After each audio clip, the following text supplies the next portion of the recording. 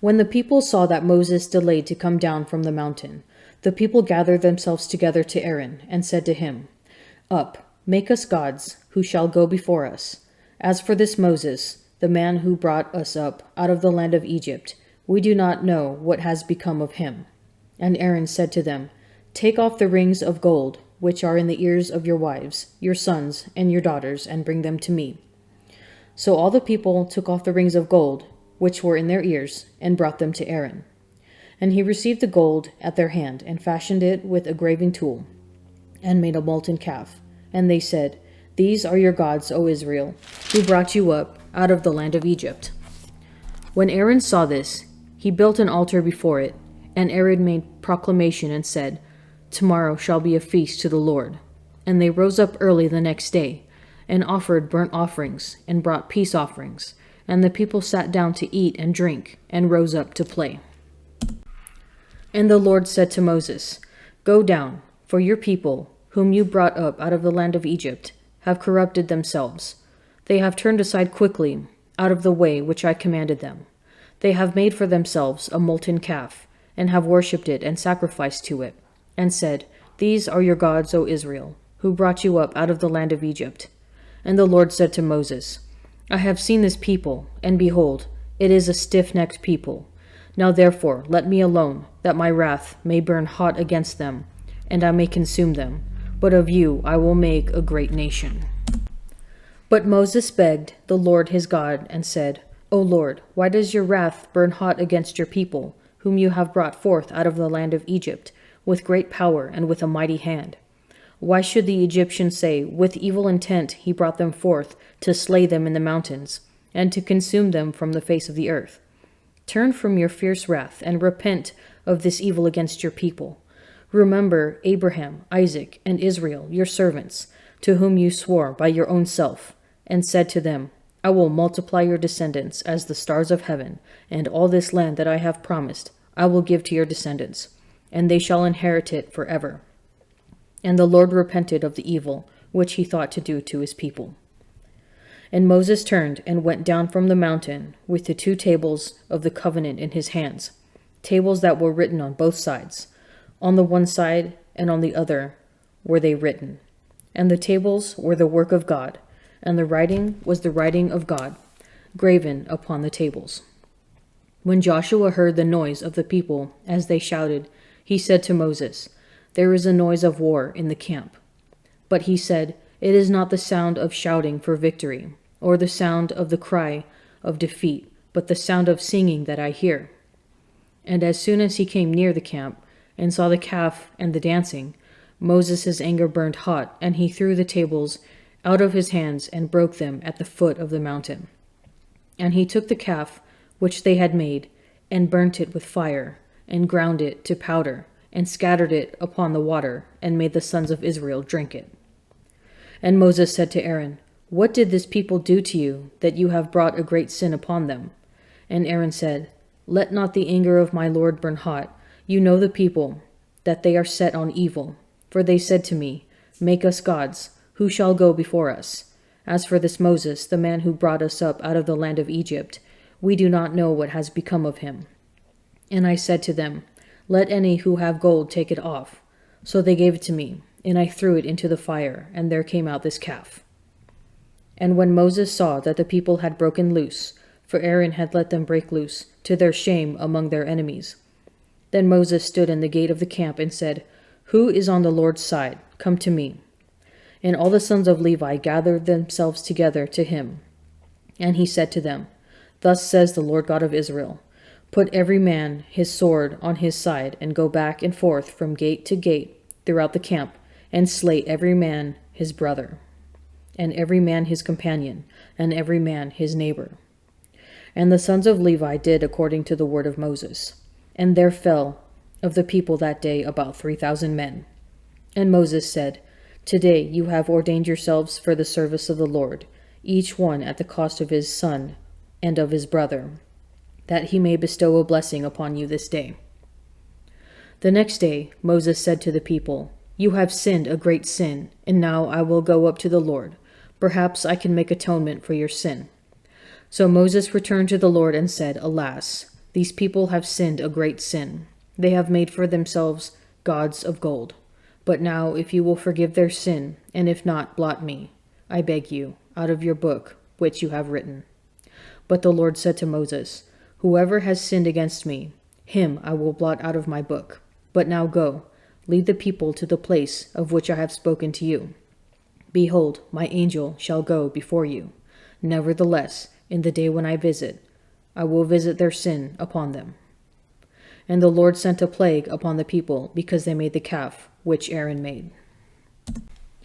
The Lord said to Moses, Depart, go up from here, you and the people whom you have brought up out of the land of Egypt, to the land of which I swore to Abraham, Isaac, and Jacob, saying, To your descendants I will give it. And I will send an angel before you, and I will drive out the Canaanites, the Amorites, the Hittites, the Perizzites, the Hivites, and the Jebusites. Go up to a land flowing with milk and honey, but I will not go up among you, lest I consume you in the way, for you are a stiff-necked people. When the people heard these evil tidings, they mourned, and no man put on his ornaments. For the Lord had said to Moses, Say to the sons of Israel, You are a stiff-necked people. If for a single moment I should go up among you, I would consume you. So now put off your ornaments from you, that I may know what to do with you. Therefore the sons of Israel stripped themselves of their ornaments from Mount Horeb onward. Now Moses used to take the tent and pitch it outside the camp, far off from the camp, and he called it the tent of meeting. And everyone who sought the Lord would go out to the tent of meeting, which was outside the camp. Whenever Moses went out to the tent, all the people rose up, and every man stood at his tent door and looked after Moses until he had gone into the tent. When Moses entered the tent, the pillar of cloud would descend and stand at the door of the tent, and the Lord would speak with Moses. And when all the people saw the pillar of cloud standing at the door of the tent, all the people would rise up and worship, every man at his tent door. Thus the Lord used to speak to Moses, face to face, as a man speaks to his friend. When Moses turned again into the camp, his servant Joshua, the son of Nun, a young man, did not depart from the tent. Moses said to the Lord, See, you say to me, Bring up this people, but you have not let me know whom you will send with me. Yet you have said, I know you by name, and you have also found favor in my sight. Now therefore I beg you, if I have found favor in your sight, show me now your ways, that I may know you and find favor in your sight. Consider too that this nation is your people. And he said, My presence will go with you, and I will give you rest. And he said to him, If your presence will not go with me, do not carry us up from here. For how shall it be known that I have found favor in your sight, I and your people? Is it not in your going with us, so that we are distinct, I and your people, from all other people that are upon the face of the earth? And the Lord said to Moses, This very thing that you have spoken I will do, for you have found favor in my sight, and I know you by name. Moses said, I beg you, show me your glory. And he said, I will make all my goodness pass before you, and will proclaim before you my name, the Lord. And I will be gracious to whom I will be gracious, and will show mercy on whom I will show mercy. But, he said, you cannot see my face, for man shall not see me and live. And the Lord said, Behold, there is a place by me where you shall stand upon the rock, and while my glory passes by, I will put you in a cleft of the rock, and I will cover you with my hand until I have passed by. Then I will take away my hand, and you shall see my back, but my face shall not be seen. A Psalm of David, when he feigned madness before Abimelech, so that he drove him out, and he went away. I will bless the Lord at all times. His praise shall continually be in my mouth. My soul makes its boast in the Lord. Let the humble hear and be glad. O magnify the Lord with me, and let us exalt his name together. I sought the Lord, and he answered me, and delivered me from all my fears. Look to him and be radiant, so your faces shall never be ashamed. This poor man cried, and the Lord heard him, and saved him out of all his troubles. The angel of the Lord encamps around those who fear him and delivers him. O taste and see that the Lord is good.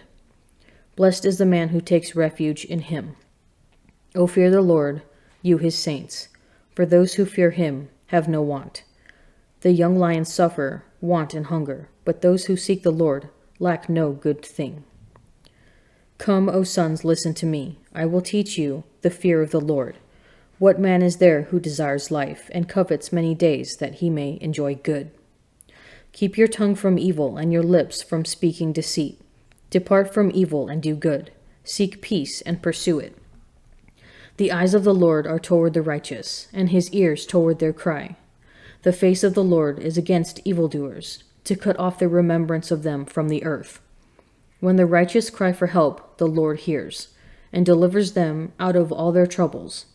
The Lord is near to the brokenhearted, and saves the crushed in spirit. Many are the afflictions of the righteous, but the Lord delivers him out of them all. He keeps all his bones, not one of them is broken. Evil shall slay the wicked, and those who hate the righteous will be condemned. The Lord redeems the life of his servants. None of those who take refuge in him will be condemned. So when you see the desolate sacrilege spoken of by the prophet Daniel, standing in the holy place, let the reader understand.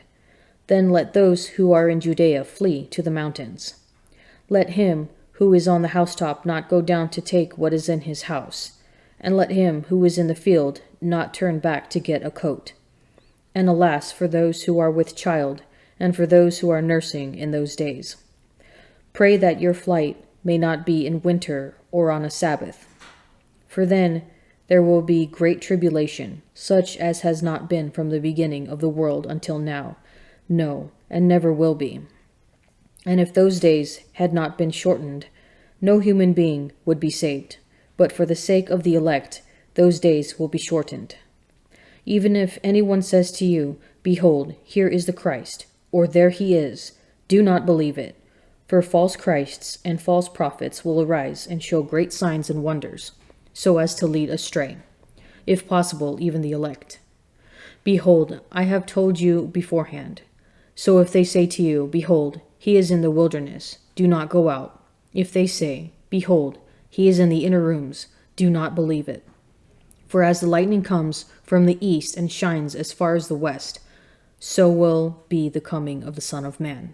Wherever the body is, there the eagles will be gathered together. Immediately after the tribulation of those days, the sun will be darkened, and the moon will not give its light, and the stars will fall from heaven, and the powers of the heavens will be shaken. Then will appear the sign of the Son of Man in heaven, and then all the tribes of the earth will mourn, and they will see the Son of Man coming on the clouds of heaven with power and great glory. And he will send out his angels with a loud trumpet call, and they will gather his elect from the four winds, from one end of heaven to the other. From the fig tree learn its lesson. As soon as its branch becomes tender and puts forth its leaves, you know that summer is near. So also, when you see all these things, you know that he is near, at the very gates.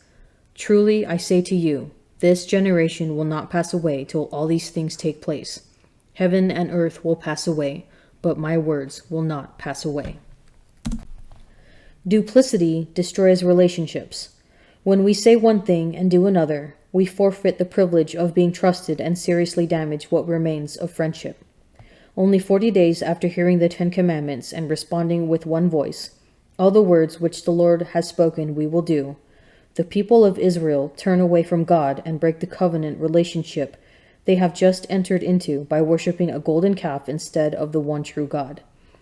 When Moses returns from the mountaintop, Aaron downplays his own idol-making role in the people's apostasy.